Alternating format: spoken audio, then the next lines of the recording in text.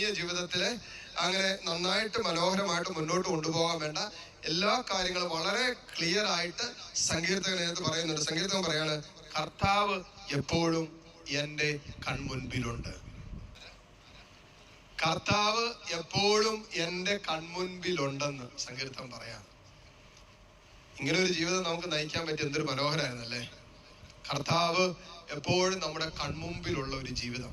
എന്നിട്ട് പറയാണ്, കർത്താവിനെ ഞാൻ എപ്പോഴും കൺമുമ്പിൽ കാണുന്നതുകൊണ്ട്, കർത്താവിനെ ഞാൻ എപ്പോഴും എൻ്റെ കൺമുമ്പിൽ ദർശിക്കുന്നത് കൊണ്ട് കൂട്ടിച്ചേർക്കുന്ന കാര്യം നോക്കിക്കേ, എൻ്റെ ഹൃദയം ആനന്ദം കൊള്ളുകയും എൻ്റെ ഹൃദയം സന്തോഷിക്കുകയും എൻ്റെ അന്തരംഗം ആനന്ദം കൊള്ളുകയും ചെയ്യും.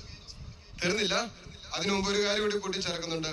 കർത്താവ് എപ്പോഴും എൻ്റെ കൺമുമ്പിലുണ്ട്, അവിടെ നിന്ന് എൻ്റെ വലതുഭാഗത്തുണ്ട്. വലതുഭാഗത്തുണ്ടെന്ന് പറഞ്ഞാൽ അവിടെ നിന്ന് എൻ്റെ സുരക്ഷിതനായി കൂടെ ഉണ്ടെന്ന് അർത്ഥം. അവിടെ നിന്ന് എൻ്റെ സംരക്ഷകനായി എൻ്റെ കൂടെ ഉണ്ടെന്ന് അർത്ഥം. അപ്പൊ കർത്താവ് എപ്പോഴും എൻ്റെ കൺമുൻപിലുണ്ട്, അവിടെ നിന്ന് സുരക്ഷിതനായി അവൻ എൻ്റെ കൂടെയുണ്ട്. അതിനാൽ ഞാൻ കുലുങ്ങുകയില്ല.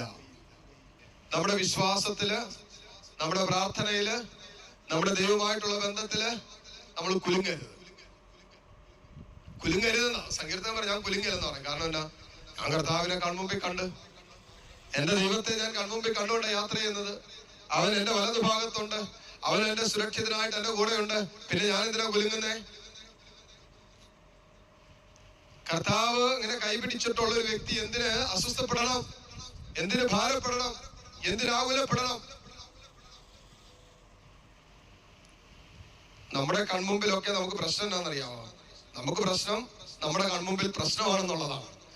നമ്മുടെയൊക്കെ പ്രശ്നം നമ്മൾ കണ്ണു തുറന്ന് നോക്കുന്നത് നമ്മുടെ പ്രശ്നങ്ങളിലേക്കാണ്, നമ്മുടെ പ്രതിസന്ധികളിലേക്കാണ്, നമ്മുടെ ദുഃഖങ്ങളിലേക്കാണ്, നമ്മുടെ ദുരിതങ്ങളിലേക്കാണ്, നമ്മുടെ സങ്കടങ്ങളുടെ വിഷയങ്ങളിലേക്കാണ്, നമ്മുടെ തടസ്സങ്ങളുടെ കാരണങ്ങളിലേക്ക്.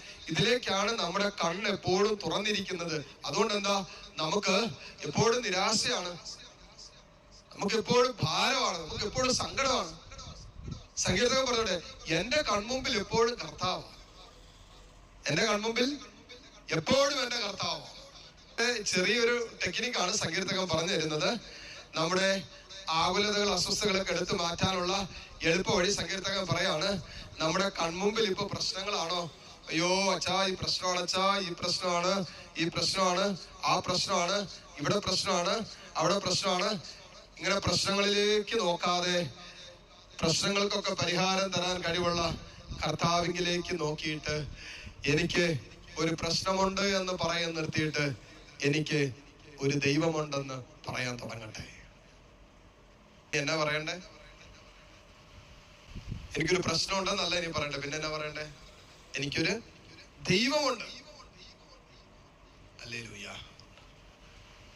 നമ്മളിങ്ങനെ തുടരെ ആരെ വിളിച്ചാലും ആരോട് സംസാരിച്ചാലും പ്രശ്നങ്ങളും പരാതികളും പരിഭവങ്ങളൊക്കെ ആയിട്ടല്ലേ പോയിക്കൊണ്ടിരിക്കുന്നത്. അതിന്റെ നടുവിലും ഈ വേദനയുടെ നടുവിലും നമ്മുടെ കൂടെ നമുക്ക് ദൈവമുണ്ട്, നമുക്ക് ദൈവമുണ്ട്. എനിക്ക് അവകാശമായിട്ട് എന്റെ കർത്താവുണ്ട്, എന്റെ ഭാഗദൈവമായിട്ട് എന്റെ ദൈവമുണ്ട്. എന്റെ കൺമുമ്പിൽ എന്റെ കർത്താവിനെ കാണാൻ നമുക്ക് പറ്റിയാൽ മക്കളെ, അങ്ങനെ മാത്രമേ നമുക്ക് വിശ്വാസത്തിന്റെ യാത്ര മുന്നോട്ട് പോകാൻ പറ്റൂ. രോഗങ്ങളും ദുരിതങ്ങളും തടസ്സങ്ങളും സാമ്പത്തിക ബാധ്യതകളും കടക്കെണികളും മരണതുല്യമായ ജീവിതത്തിന്റെ അവസ്ഥകളിലൂടെ കടന്നു പോകുമ്പോഴും മക്കളെ, നമ്മുടെ കൺമുമ്പിൽ കർത്താവിനെ കാണാൻ പറ്റിയാൽ നമുക്ക് നമ്മുടെ ഈ വിശ്വാസത്തിന്റെ യാത്ര എവിടെയാണോ അവസാനിപ്പിക്കേണ്ടത് അവിടെ അവസാനിപ്പിക്കാൻ പറ്റും. അല്ലെങ്കിൽ എല്ലാം പാതി വഴിക്ക് ഉപേക്ഷിക്കേണ്ടി വരും. വലിയ അപകടമാണ് അത്, വലിയ പരിതാവസ്ഥയാണ്. അതുകൊണ്ട് മക്കളെ, നമ്മൾ പ്രാർത്ഥിക്കണം, തമ്പുരാനെ എനിക്ക് നിന്നെ കണ്ട് യാത്ര ചെയ്യാൻ. നാളത്തേക്കുള്ള സുഹൃതമാണ്. തമ്പുരാനെ നിന്നെ കൺമുമ്പിൽ കണ്ട് യാത്ര ചെയ്യാൻ, അല്ലെങ്കിൽ വിശ്വാസത്തിന്റെ യാത്ര ചെയ്യാൻ നീ എന്നെ അനുവദിക്കണമേ. തമ്പുരാനെ നിന്നെ എന്റെ കൺമുമ്പിൽ എപ്പോഴും ദർശിച്ച് ഈ വിശ്വാസത്തിന്റെ യാത്ര തുടരാൻ എന്നെ അനുവദിക്കണമേ.